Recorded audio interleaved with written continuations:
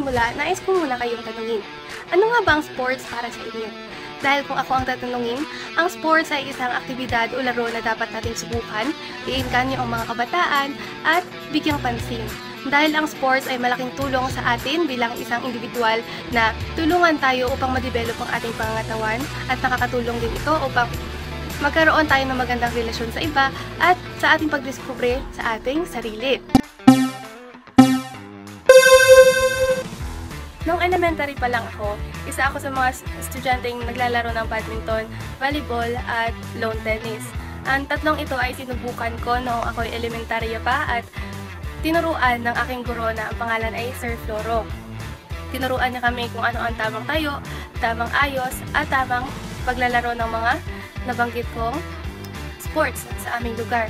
Ngunit, isa ako sa mga estudyanteng hindi pinalad na makipagtagisa ng galing sa ibang lugar dahil isa akong estudyante na maliit, payat at mabibigatan sa raketa, lalo na ang raketa ng lawn tennis. Ngunit, hindi ito naging hadlang para sa akin upang makipaglaro pa din, lalo na sa tanghali at sa hapon.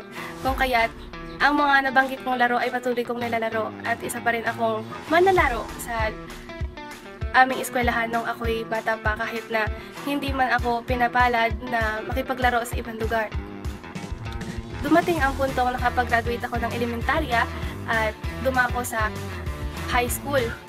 At dito ako nagkaroon ng hiya pagdating sa pagdidiskubre ng mga bagay-bagay, lalo na ang paglalaro ng iba't ibang sports. Hindi katulad ng dati noong ako'y elementarya pa. Dito ako dumaan sa puberty kung ating tawagin. Alam ko hindi lamang ako ang nakaranas nito, maraming kababaihan ang nakaranas din nito na nagkaroon ng hiya na makipagsalamuha sa maraming tao. Gayunpaman, nagkaroon ako ng lakas ng loob muli na aralin kung ano nga ba ang sports sa pamamagitan ng pagsali sa sports journalism.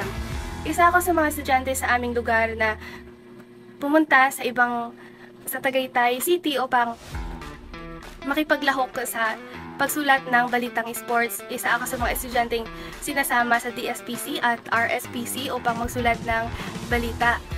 Sa pamamagitan nito, nakita ko yung kahalagahan ng sports sa atin, hindi lamang sa mga manlalaro. Dahil lingid sa kaalaman ng iba, ang sports para sa kanila ito lang ay isang laro na masakit sa katawan at ginagawa upang magkaroon ng award para sa kanila. Ngunit lingid sa kaalaman nila ang benepisyo nito para sa atin. Kung kaya, para sa akin, ang sports ay dapat nating pahalagahan, subukan at iinganyo ang mga kabataan. Sa pamamagitan ng aking pagsulat noon ng mga balita patungkol sa mga laro na napanalunan man o natalo, napapakita ako kung gaano kahalaga ang sports sa ating buhay, ang benepisyo nito sa ating katawan at ang nadadagdag nitong lesson sa araw-araw, lalong-lalo na sa mga players, sa mga estudyante at sa mga aspirants na gustong lumahok din sa iba't ibang larangan ng laro. Nakita ko ang kahalagahan ng sportsmanship, respeto sa sarili, sa kasama, at sa nakakatanda. Dahil sa sports, hindi lamang dapat self-centered, dapat mayroon ka ding disiplina at pag-intindi sa isa't isa, sa bawat isa. Sa bawat sulat, bawat obserba na aking ginawa noong ako'y elementarya at hanggang noong ako'y sumusulat na, ang kahalagahan ng sports ay napakataas na at hindi matatabunan ng ibang mga aktibidad kahit tayo ay nasa modernong sitwasyon na ngayon. Kaya, para sa akin, napaka-importante ito ng sports na masubukan lalong-lalo na ng mga kabataan ngayon. Dahil ito ay may malaking benepisyo sa ating pangangatawan. Makikita ninyo na ang mga estudyante ay manlalaro, malalaki ang katawan, healthy, at maayos ang kanilang mga inner emotions or ang kanilang mental health. Kaya, sa pamamagitan ng aking pagsusulat noon, isa rin ako sa mga estudyanteng hinihikayat ang iba na subukan at mag-step out sa kanilang comfort zone. Dahil mahalaga ang pagkakaroon ng challenge sa sarili upang masubukan ang iba't ibang bagay. At isa na dito ang magandang subukan, ang pagkakaroon ng lakas ng loob upang itry ang paglalaro ng iba't ibang sports.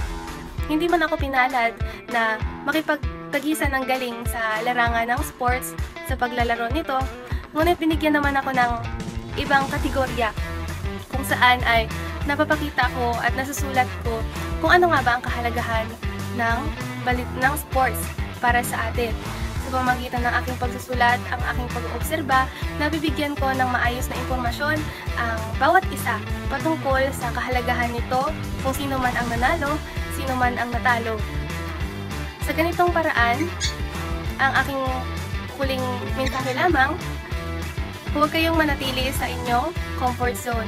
I-try ang mga bagay-bagay, especially ang sports, dahil malaki ang benepisyo nito para sa atin, hindi lamang sa ating pangatawan, ngunit sa buong ating pagkatao. Yun lamang po at maraming salamat.